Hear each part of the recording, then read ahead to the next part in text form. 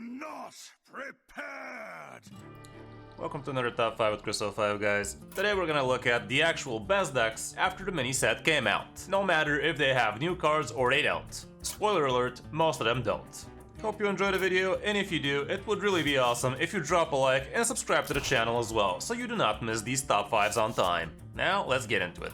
After the mini set came out, it really feels like Druid Stone is going in hard. There are plenty of good Druid decks out there right now, and the most popular ones are actually the ones with Kazakus. But people are actively trying to counter that strategy, so it's not having that big a win rate as some of the other Druid lists out there. The best performing Druid list in Diamond to Legend as well as the Top Legend is actually Beast Druid, and this is the version of it. It looks basically the same as the one I've been using for quite a while, and you can check out a coaching video with it too, so you can see how it worked in action in the old meta, but it's basically the same in the new one too. So as far as how to play with it goes, you should have a pretty good idea if you check that video out. The deck idea is basically the same. We have two big beasts at the bottom, and everything else basically discounts them and amplifies them with Oracle of Elune, for instance. We also have Arbor up for some nice buffs, and Wing Commander can be pretty good too, especially since Trogs are very dominant in the meta right now, and this is a simple solution to those, which actually leaves you with a whiteboard after you've cleared those as well. Not much else to say about this deck version, aside from it's not actually running Living Seed, which makes it a little bit harder for you to actually find your Umbral Owl and Frostsaber Matriarch. But all in all, you honestly prefer finding them through Moonlit Guidance after they're down to 0, so you can really start going wide on that board. Matchup wise, we don't have that much stats right now, but Control Priest is gonna be horrible, and Burn Shaman is no fun either, because they're basically gonna board lock you with several freezes in a row, and you won't be able to do much about that. Mulligan wise, when going first and second for that matter, Nature Studies and Frostwolf Kennels usually always feel good. Jerry-Rig Carpenter is a nice way for you to thin out the deck. Vibrant Squirrel is also pretty good, so you can get those beasts nice and early to discount your Frostsaber Matriarch.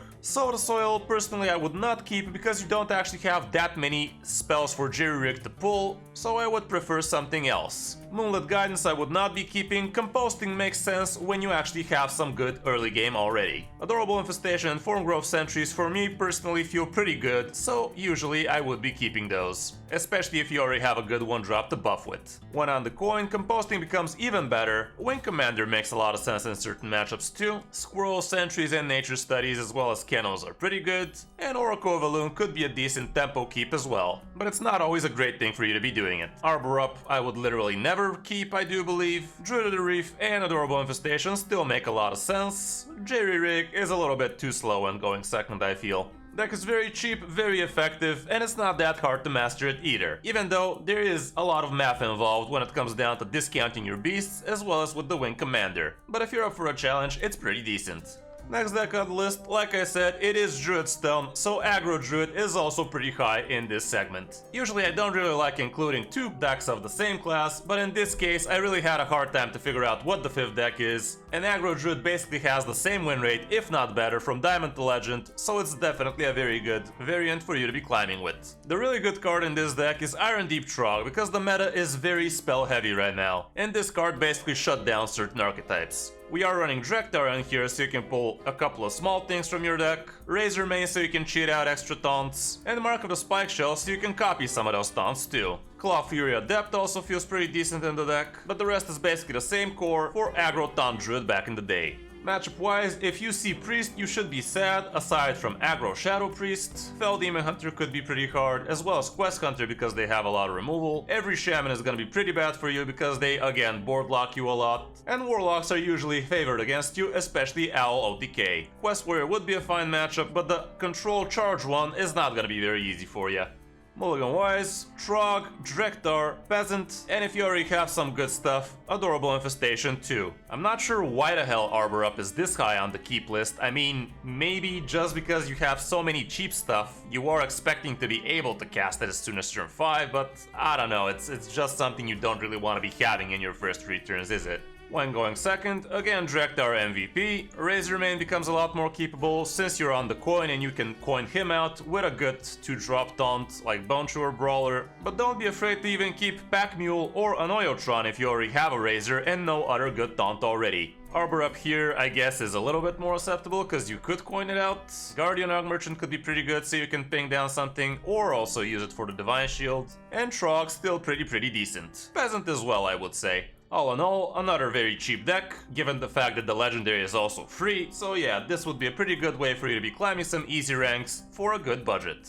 Other than that, for Druid we also have Spell Druid pretty high on the list, which is running Kazakhstan and Raid Boss Onyxia. We also have Ram Druid pretty high with Malagos, and again Kazakhstan and Onyxia. And there are a bunch of other iterations of basically these 4 Druid archetypes, which really makes it hard for you to actually mulligan properly, because all of those decks are very different. Next on the list, I would say, is gonna be Aggro Shadow Priest, because it's really destroying a lot of these meta decks out there right now, especially the slower greedy ones, which we are used to seeing after new cards get released. Aggro Shadow Priest is very fast right now, and it can actually close games as soon as turn 4. The Trogs are very efficient, the Cult Neophytes are also pretty good in this spell-heavy meta, and we also have Serena Bloodfeather, which is a pretty good way for you to tone down the opponent's minions while building a big one of your own. Najak can be pretty hard to deal with sitting at 4 health, and the rest the same old Shadow Priest. You can check out my coaching video with Shadow Priest, which also has a detailed guide part, so you can get a better idea of how Shadow Priest works. Matchup wise, mages are not great,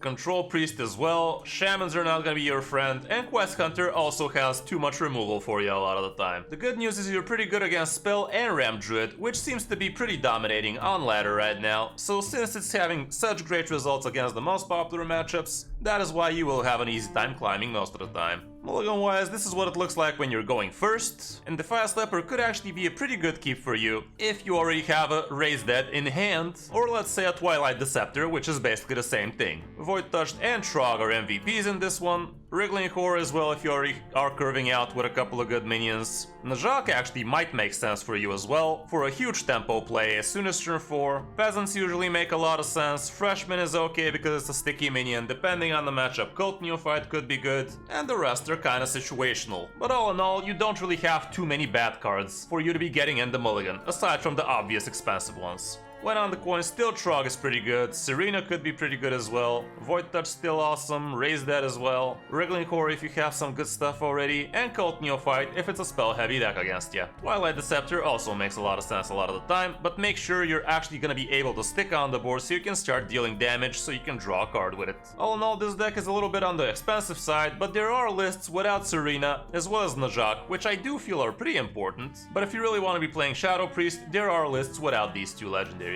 which tones down the price a bit. For priests, other good priest decks would be Miracle Priest, which is a very hard deck to master, but if you can, it's pretty good, if not better, in top 1000 Legend. Control Priest with Kazakhstan is also doable, but the games are a lot slower and not as consistent. Quest Priest is also acceptable, but it's under 50%, so keep that in mind. On the number 4 spot, Burn Shaman is still pretty much one of the best decks out there, in top legend and before that. It's not an easy deck to master, but if you do, you will definitely be climbing high legend with this one. It is very versatile and very hard to play against. It has a ton of card draw and a lot of board control tools as well. And let's not forget, they kill you from hand, so you basically can't do anything about that one. It can play out as a tempo deck or as an OTK deck basically, which makes it very hard for the opponent to actually play properly against it.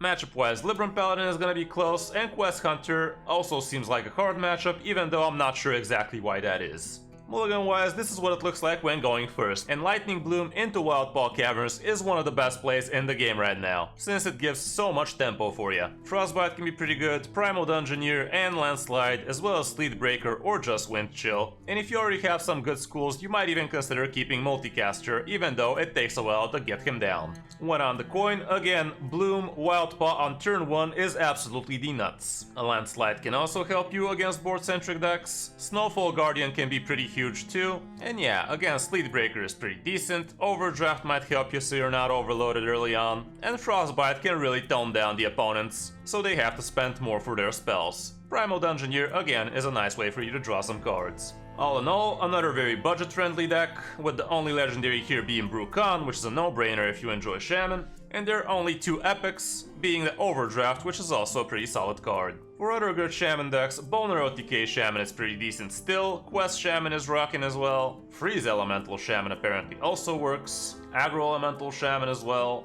So yeah, you basically have 5 working Shaman archetypes right now from which you can be choosing from. And on the number 5 spot, as any new meta dictates, is gonna be Face Hunter. Face Hunter is always good in transitional metas, but let's face it, Face Hunter was a good deck even before that. And it becomes even stronger when people start doing greedy stuff. This is again the most traditional way for you to be building Face Hunter right now. There are some lists with Davish at the bottom, but I really don't understand what that's about. And here, the flex cards you could be switching up would be the Cult Neophytes. Some lists go for second Trame Crescent as well as second Piercing Shot, but I feel like Cult Neophytes give a little more to the table, so there's that.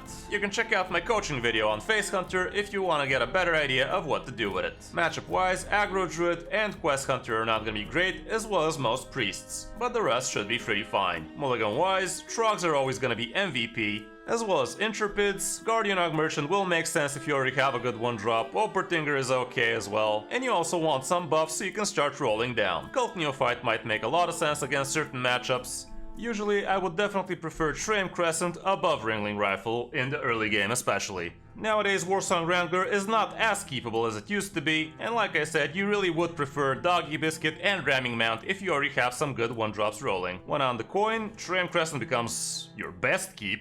These stats are so weird, like, why is it so polarized? Again, your 1-drops are pretty good, as well as the buffs. Cult Neophyte can be pretty decent again, and yeah, you basically get the idea. All in all, you only have 2 legendaries in this list, so it's not too expensive, so it's another great option for you for some easy ranks. For Hunter, we also have Quest Hunter doing pretty well, and you have 2 ways of building it, either secret heavy or with more damaging spells instead. If you're serious about climbing, these are basically your only 2 options with Hunter. For the classes we didn't mention, for Demon Hunter, Fel Demon Hunter is the best performing deck. On lower ranks, Death Rattle Demon Hunter also works, and on higher ranks, Quest Lifesteal Demon Hunter can still get you there. For Mage, Ping Mage and Big Spell Mage are doing okay, and in high ranks, Mazaki LTK Mage is still pretty MVP. For Paladin, I almost included Buff Paladin into this top 5, and you can check out my video about it from a week ago as well if you want to check it out. Libram Paladin is seeing lower win rates lately because Ramp Druids are really destroying it, so yeah, those are basically the 2 lines for Paladin.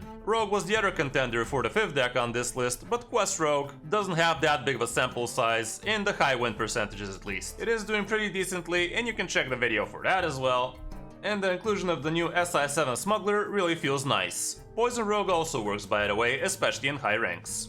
With Warlock, Quest Hand Warlock and LTK Warlock are at the top, and for Warrior we have Charge Warrior as well as the new Dragon Warrior, which is basically Charge Warrior again, but the win condition here is Kazakhstan and Raid Boss Onyxia instead. So that's gonna be it for this top 5, guys. Let me know in the comments what your favorite deck is right now. Don't forget you can also hire me for some Hearthstone coaching too, and we can even hit Legend with ya. Thanks for watching, I'm Kris05, and I'll see you in my next video or stream.